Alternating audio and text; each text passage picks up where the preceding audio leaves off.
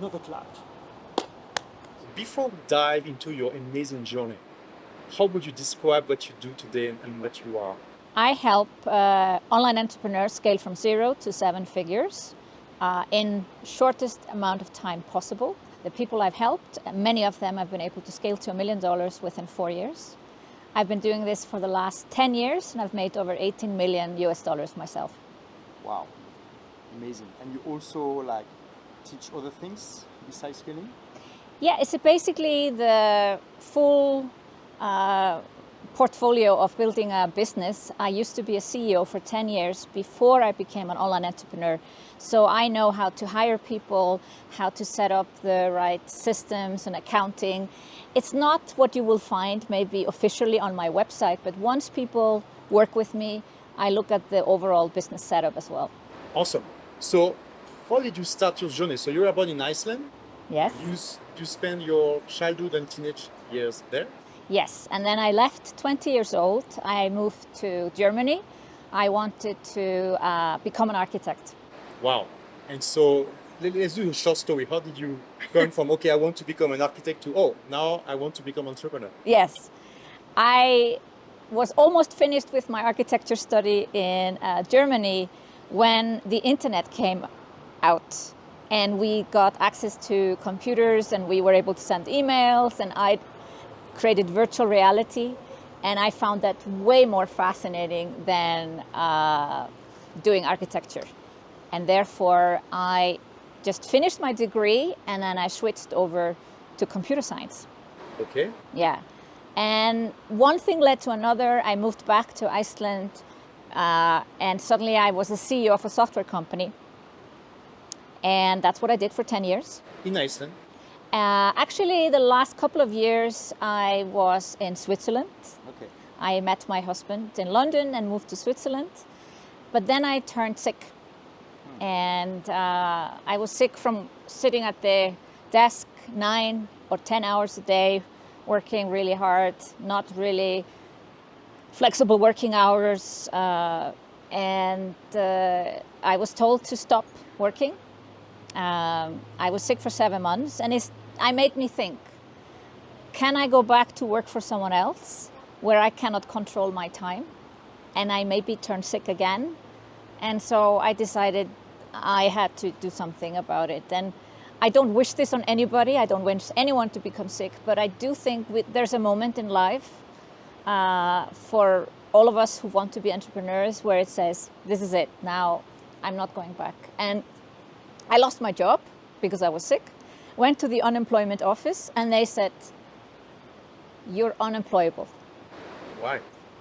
Because I had too many degrees. I studied architecture, computer science, business. I had been a CEO very young. I was not in a box, you know. I didn't have a clear CV, and therefore they suggested that I start my own business, and I'm like, what a great idea. I was thinking the same thing. Okay. Yeah. But you were a CEO of a software company before, right? Yeah. So it was almost being an entrepreneur, Yes. except you didn't create the business, but you did manage the business day to day. Correct. You had to set up a strategy. So you had almost everything already needed for the experience, right? Yes. Except doing the thing. Yeah. Okay. So you were like, okay, so that's a good idea. Yeah. And you started the company. And then I started, but I lost about 18 months thinking what this idea could be. And I was hoping that if I would go for a walk, beautiful path like behind us, or I would take a shower, or I don't know, go on holiday, I would magically find it out. But I can assure you, the perfect business idea does not fall from the sky. I was waiting for it. It did not happen.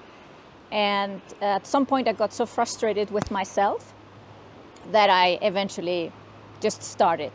And it's better to start with some idea, even if it's not perfect, than keep on waiting Absolutely. for the perfect idea, which will never come. Yeah. And so what did you create? So first I created a course on how to find your true passion and the right business idea. And I did a lot of different things.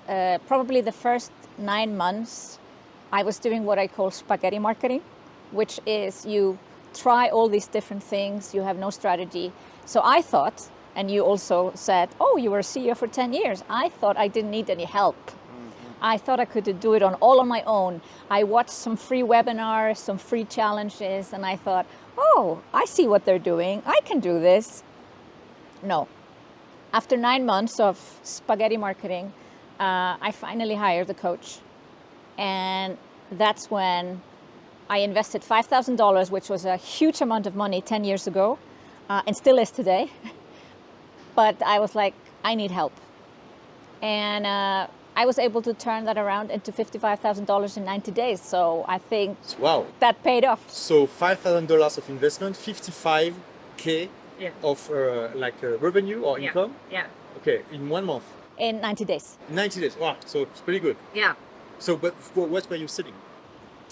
Well, I wanted to learn how to launch. I love launching. Most of my money I've made with launches in the last 10 years. But the first launch, I had to learn it like everybody else. And So wait, we're speaking about a launch like in the product launch formula, which is basically a methodology to sell like a product. It's like 1 week of pre-launch and 1 week of launch. And the goal is to make people excited about the product, It's like and a also to give a lot of value. it's a marketing campaign, and you make people excited, and then when you open doors, they want to buy, and then you close doors, so there's a sense of urgency to join a program. And I wanted to learn this because I had seen people do it, and I knew I would like it. And so I hired a coach for this. But my launch failed. But what were you selling?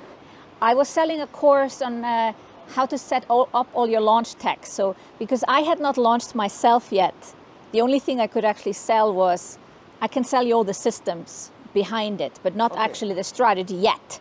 Not yet. Even though I knew how to build companies, 7- and 8-figure companies, I could not translate that into a product yet. Okay. But I had missed a crucial step.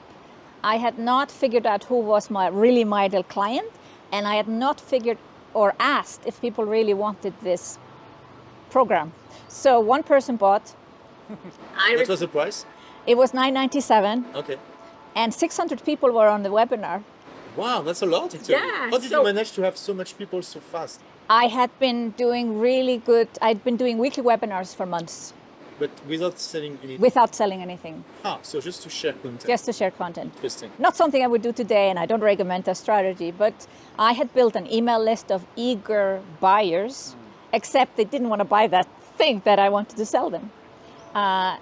What I did was I sent out an email, told people what I'd been doing the last 9 months, this spaghetti marketing, but of course I described it in a way like I was growing my email list, I was making progress, and most of my audience, for them I was 2 steps ahead, so they were in awe. And when I offered them a free online business strategy session, 90 people booked. And that's how I made the 55K Okay. in 90 days. Okay. But so it was free, but you were selling what? I sold them one-on-one coaching. Okay. Oh wow. So it must have been a lot of work. Yes, But you gathered a lot of experience, a right? lot of experience, a lot of information. It was not my plan to do one-on-one, and I don't recommend people do it for too long, but this was gold. In hindsight, it was the best thing that happened to me, a failed launch. And then, of course, now I knew how to launch, do the pre-work, figure out your ideal client, figure out what they want, and sell them what they want to buy. So already you have quite a few interesting insights.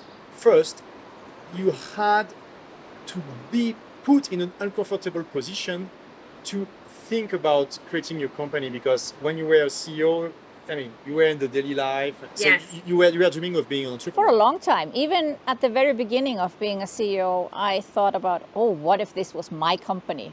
Right. So you need to be put in an uncomfortable position, and maybe for some people, if you're in a too much comfortable position, it's like what I call in French pantoufle en ciment, meaning like shoes of concrete. Yeah. They are comfortable but very heavy, and so you need like kind of a kick in the butt to be able to break out of these concrete shoes. So that's what happened to you. Yeah.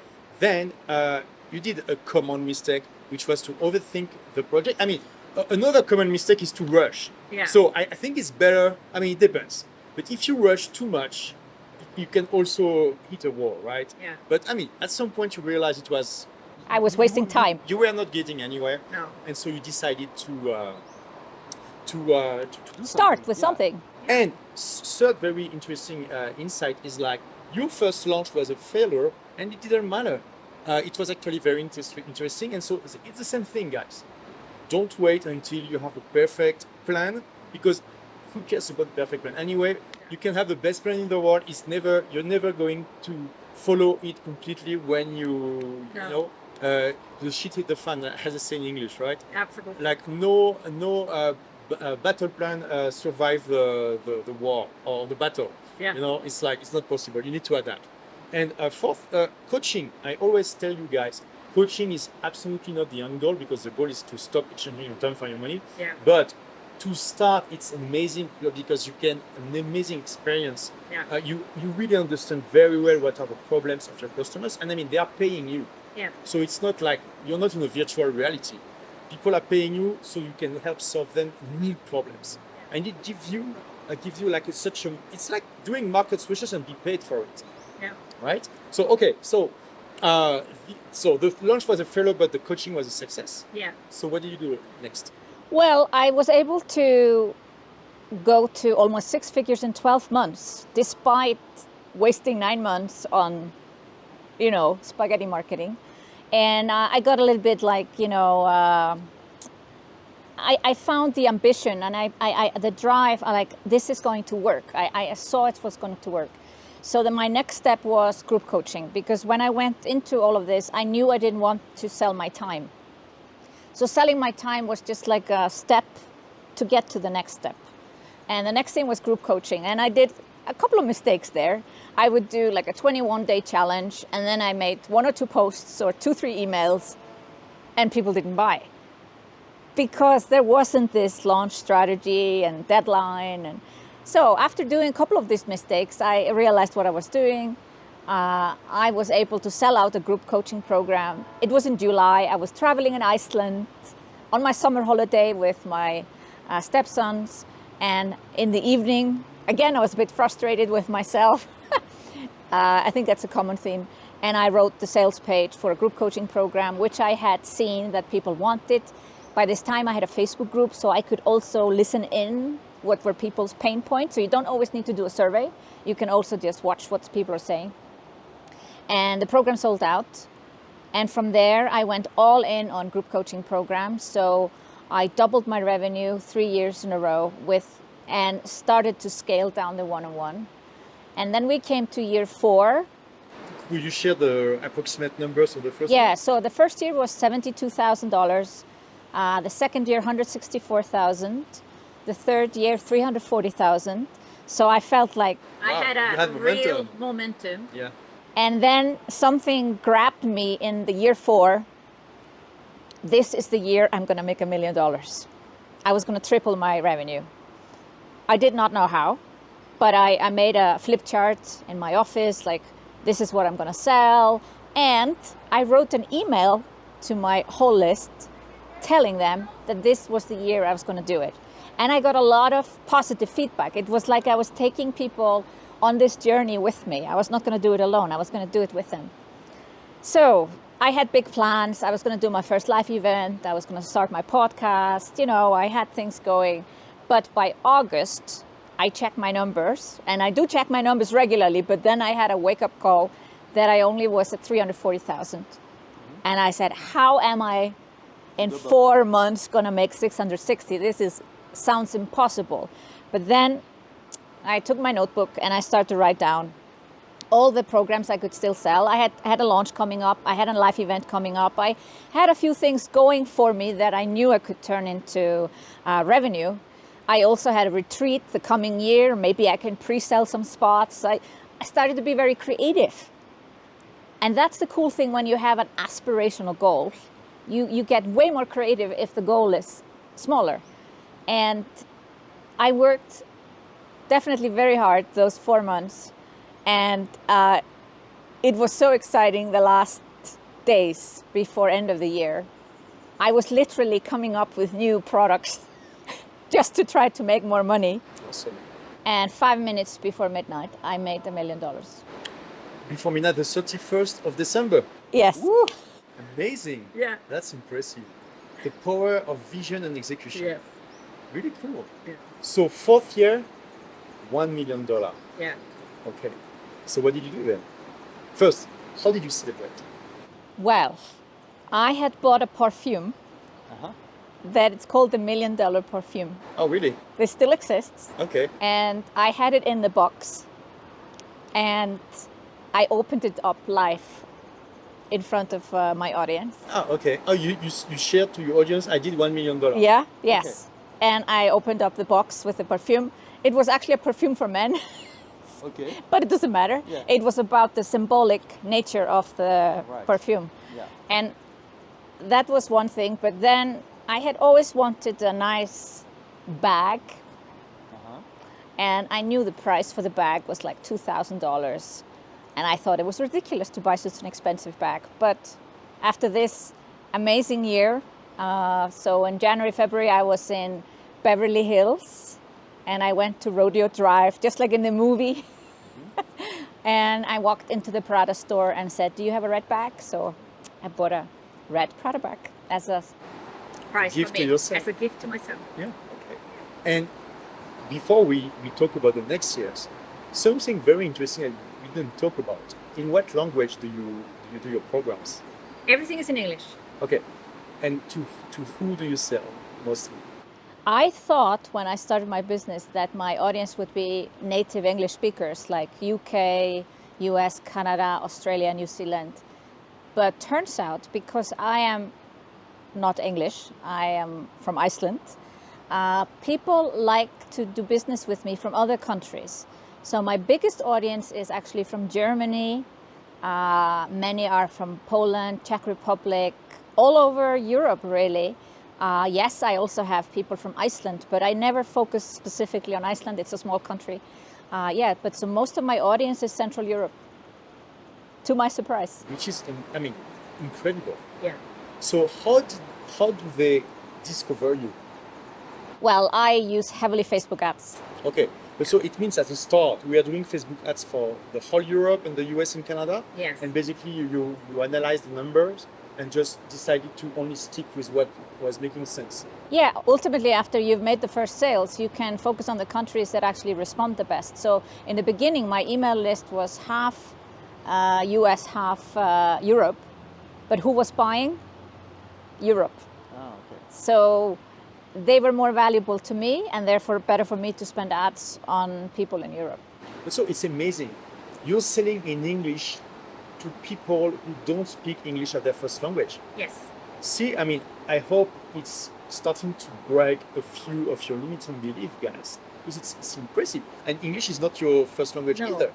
No. Your first language is Icelandic. Icelandic, and then I learned German, and then English. Yeah. And so, and you could, because most of your customers are in Germany, right? You could do your courses in German. I could, but I don't. Why? And I never speak to them German. Why? Because I wanted this business to be in English, and I like to serve a certain audience that is internationally thinking. So even if they are not native English speakers, they have traveled abroad or they like to learn from an English speaking coach. Like, they are open-minded. And I didn't want to just I'll just go to Germany or I'll just go to Iceland. I felt limiting for myself. Yeah, you're right. And especially Iceland, there are like 350,000 Icelandic. 380,000, yes. Yeah, so imagine Iceland is the size of a medium-sized city in Europe. Yeah. It's really small population. Yeah.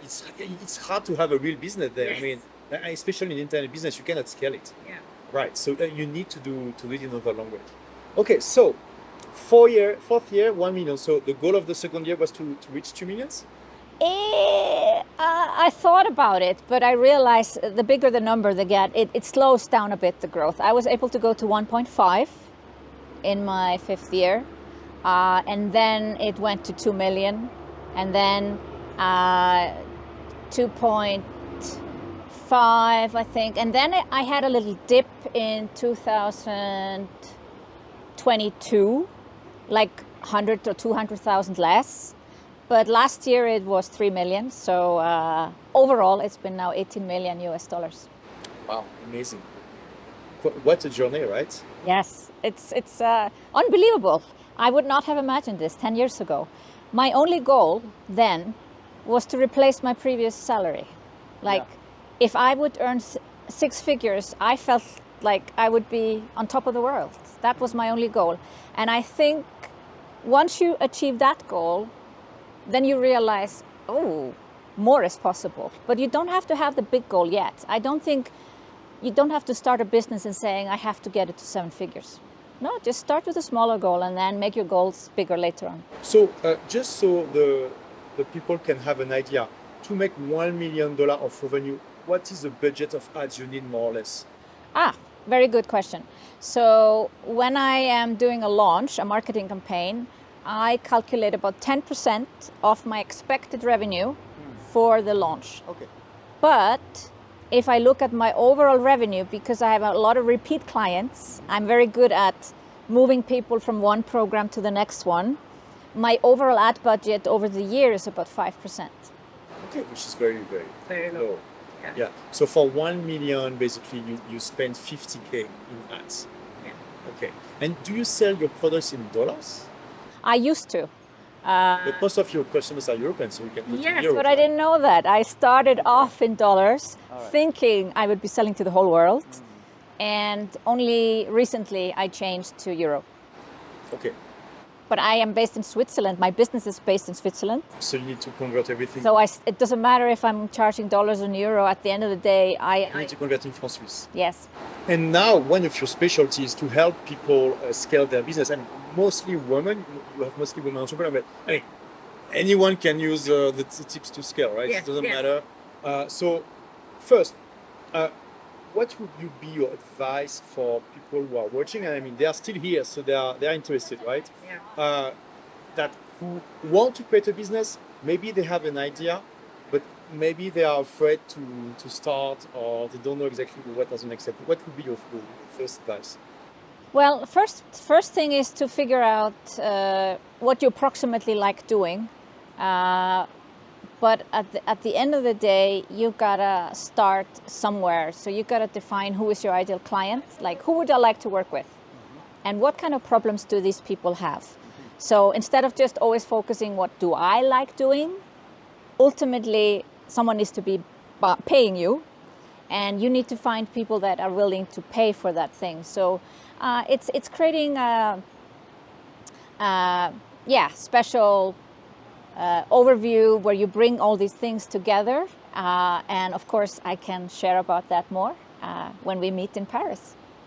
Oh, great! And okay, you will have a whole talk about how to scale your business from zero, how to start and how to make it reach at least 1 million euros of revenue per year. Yeah. But okay, give us a few advice just to The first thing is really understanding that you are selling to a human being, and this person has problems, they have fears, they've tried things that didn't work out, there's something that they want to achieve, they have visions, they have goals, and seeing how you could help them. That's the very start for everyone. And this is unfortunately a step that many skip. I did it too. I skipped it. I went into my first launch thinking I could just sell something, and I had not spent the time on really figuring out who do I want to work with and what do I want to sell them. And you don't need to know this exactly. Yeah, but it's important. Yeah. You just start, and it's a little bit like doing a thesis in university. You have a hypothesis. You say, I think this is my ideal client. I think this is the problem I want to solve. But then we take the next steps to figure out what exactly that is. At the event, we'll do like a small workshop to help you define your avatar, your ideal customer. Yeah. Because I mean, everything in life is better when you serve your ideal customers. You're more happy, you're more productive, you're more motivated, and you make more money. And I mean, everyone is happy. So it's really the goal, There is a book in French. I think the title is Pas de connard dans l'entreprise, so no hassle in the company or something like that. Like if you find a hassle in your employees or in your customers, you just fire him immediately. That's the goal. I'm not saying you should do that all the time, especially not when you're starting, but that's the goal. Okay, what else? Well, the next step is, of course, once we have understood the problem, we want to come up with a program. And of course, I don't want people to sell their time. We may start there. We may, the minimum I would say is 3 clients.